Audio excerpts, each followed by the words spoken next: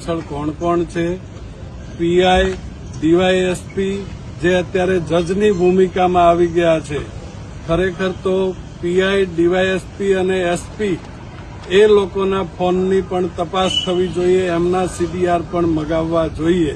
આજે મહુવા મુકામે બગદાણાની અંદર જે ઘટના બની છે એના અનુસંધાને અમારું પ્રતિનિધિ મંડળ ભાઈ શ્રી નવનીતભાઈની ખબર પૂછવા માટે અને પરિસ્થિતિનો તાગ મેળવવા માટે આવ્યા છે. ઘટના ખરેખર ખૂબ જ ગંભીર છે. આની યોગ્ય અને ખૂબ જ ગંભીરતાપૂર્વક તપાસ થવી જોઈએ. બે દિશામાં તપાસ થવી જોઈએ. પહેલી, ઘટનાનું કારણ શું છે એ બહાર આવવું જોઈએ. એટલા માટે કે બગદાણા ધામ છે એ માત્ર કોઈ એક કે બે સમાજ માટે નહીં, પરંતુ ગુજરાતભરના તમામ ભક્તો માટે આસ્થાનું ધામ છે. જો ખરેખર તેના વહીવટ માટે થઈ અને આ ઘટના બની હોય, ટ્રસ્ટી મંડળની અંદર કોઈ ખેંચતાણ ચાલતી હોય અને એના અનુસંધાને આ ઘટના બની હોય તો ખૂબ જ ગંભીર વિષય છે.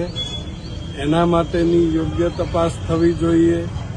એના કરતાં પણ વિશેષ ગંભીર જે ઘટના બની છે અને જે પ્રકારે આકાર લીધો છે, ભારતીય જનતા પાર્ટીના આગેવાનો પણ આના માટે ચિંતા વ્યક્ત કરી ચૂક્યા છે. હીરાભાઈ સોલંકીના નેતૃત્વમાં કોળી સમાજ આના માટે તપાસની માંગ કરી રહ્યો છે. અખિલ ભારતીય કોળી સમાજના નેજા હેઠળ હીરાભાઈને પણ અમે વિનંતી કરીએ છીએ કે આપ નેતૃત્વ લો.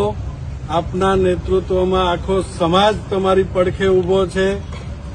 જેમ આજે પીઆઈની બદલી કરી અને રાજ્ય સરકારે આડકતરી રીતે સ્વીકાર્યું છે કે પોલીસની અંદર સંડોવણી જે છે એ શંકાસ્પદ છે, ગંભીરતાથી બિલકુલ લીધેલું નથી અને એના કારણે જ પીઆઈની જો બદલી થઈ હોય તો સમગ્ર તપાસ એ ઝીરોથી ફરી વખત નવેસરથી થવી જોઈએ.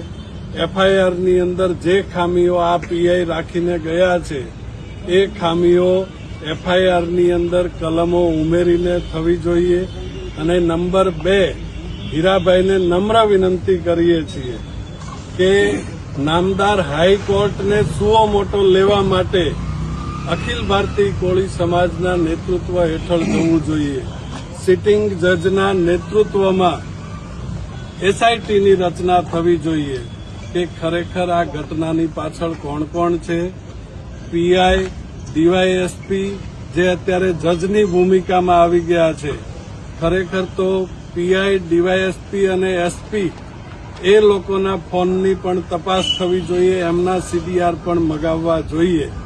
આરોપીઓમાંથી કે આરોપીઓને મદદગાર કરનારા લોકોના પણ જો એ લોકો ઉપર ફોન આવેલા હોય તો સમગ્ર કાવતરામાં મદદરૂપ થવાના ભાગરૂપે એ અધિકારીઓને પણ આ ઘટનાની અંદર સહઆરોપી બનાવવા જોઈએ.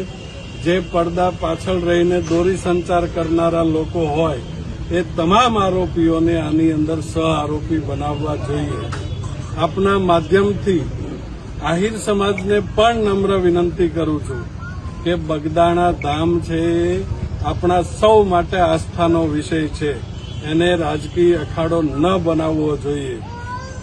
જો આની અંદર કોઈ સંડોવાયેલું ન હોય તો પ્રમાણિકતાથી આપ સમાજે પણ આ તપાસની અંદર યોગ્ય સાથ અને સહયોગ આપવો જોઈએ અને એની યોગ્ય તપાસ થવી જોઈએ.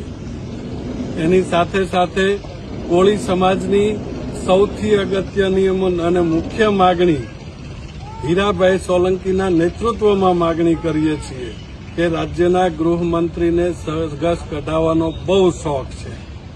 જો તમારો શોખ સાચો હોય અને આ આરોપીઓનું સરઘસ જો તમે કાઢી શકતા હોય તો કાઢો, નહીતર કોળી સમાજ આવનારા સમયમાં તમારા ઉપર નિર્ણય કરશે.